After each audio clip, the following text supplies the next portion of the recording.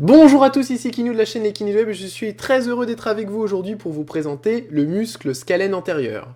Ce muscle est indispensable à connaître et à savoir palper car il est incriminé dans bon nombre de défilés thoraco-brachial avec son ami, le scalène moyen. Le muscle scalène antérieur est un muscle pluriarticulaire qui se situe dans la partie latérale de la région cervicale. Il prend son origine sur le processus transverse et le tubercule antérieur des vertèbres de C3 à C6. Je rappelle que les processus transverses cervicaux sont bifides et ont donc un tubercule antérieur et postérieur. On nomme communément la partie moyenne processus transverse. La partie antérieure serait embryologiquement une ébauche costale. Le scalène antérieur se dirige ensuite vers le bas, le dehors et l'avant, pour se terminer sur la face supérieure de la première côte au niveau du tubercule antérieur de la première côte. Petite parenthèse, pour les plus puristes, vous avez dû remarquer que j'ai inversé les origines et les terminaisons employées communément par les anatomistes. Et il y a une très bonne raison à cela. Retenez juste qu'à partir de maintenant sur la chaîne des kinés du web, l'origine sera toujours prise crânialement et la terminaison caudalement. Je vous expliquerai prochainement dans le détail la raison logique de ce choix. En effet, j'ai questionné des grands anatomistes comme Michel Dufour sur la question qui m'ont avoué qu'il y aurait matière à revoir l'ensemble des origines et des terminaisons. Si on vous embête en examen, mettez insertion crâniale et insertion caudale et vous ne serez pas embêté. Parenthèse fermée. Les rapports du scalène sont essentiels à connaître en raison de son emplacement particulier. En effet, il peut être responsable de pathologies nerveuses et vasculaires fréquentes.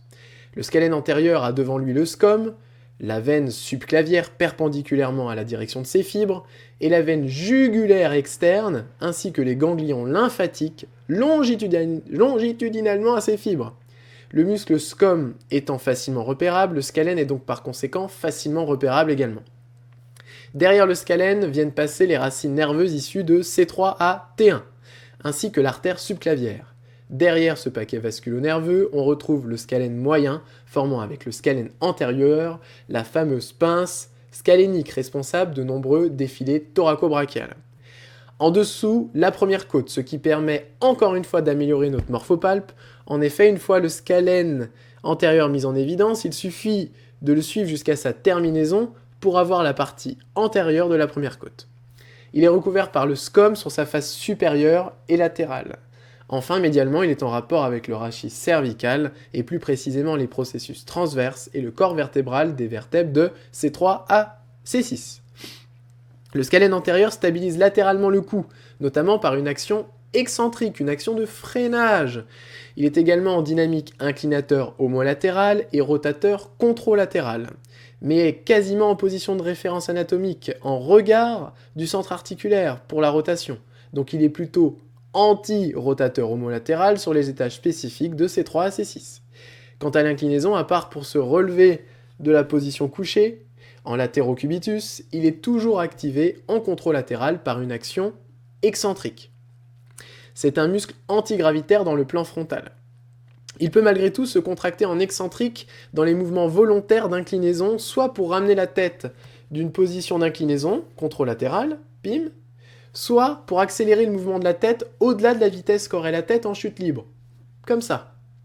Par exemple en faisant une tête au football. D'ailleurs, faites un petit test assez rigolo, placez vos deux mains sur vos scalènes, moyen antérieur, et faites un mouvement rapide d'inclinaison. Vous verrez dans un premier temps le scalène antérieur et moyen homolatéral se contracter, puis juste à la fin du mouvement, le scalène antérieur et moyen contralatéral se contracter en excentrique, en freinage. Tata, comme ça. Il est important de préciser que des muscles très puissants comme le scom auront dans ce cas précis la même action synergique. Il est essentiel de connaître ces actions et de bien se représenter le muscle scalène dans l'espace afin de l'étirer correctement, notamment lorsque l'on connaît les répercussions nerveuses et artérielles qu'un scalène contracté peut déclencher. Il peut également, en fonction de l'action des autres muscles, faire une flexion de tête si toutes les articulations intermédiaires sont stabilisées de C3 à C7, ou encore une lordose cervicale si elles ne le sont pas. C'est exactement comme pour le grand psoas. Il peut faire des actions paraissant contradictoires en fonction de la stabilisation des étages intermédiaires par d'autres muscles. Il ne faut pas oublier également son action d'élévation de la première côte, et ce d'autant plus que ses fibres sont perpendiculaires à la côte, c'est-à-dire que le bras de levier est quasiment maximal pour cette action. Maintenant passons à l'innervation, c'est assez simple, il est innervé par des racines issues du plexus cervical de C4 à C7. Quant à la vascularisation, il est irrigué par l'artère thyroïdienne inférieure qui naît de la partie supérieure de l'artère subclavière. Voilà, j'espère que cela vous a permis de bien réviser le scalène antérieur. Je voulais aussi vous informer que je vais essayer de faire un maximum de vidéos pratiques sur les étirements et les levées de tension dans les prochains mois, car je vois que ça vous plaît beaucoup. J'ai juste un souci car j'ai du mal à trouver des cobayes réguliers, donc si vous en connaissez ou que vous avez vous-même envie de me donner un coup de main, n'hésitez pas à me contacter. Je rappelle juste que je suis proche de Rennes et non d'Angers. Concernant les vidéos de morphopalpation, je suis en train de me former afin d'avoir un certificat de morphopalpation d'un très haut niveau, afin de vous permettre d'apporter un contenu de très bonne qualité. Bye les youtubeurs, à bientôt!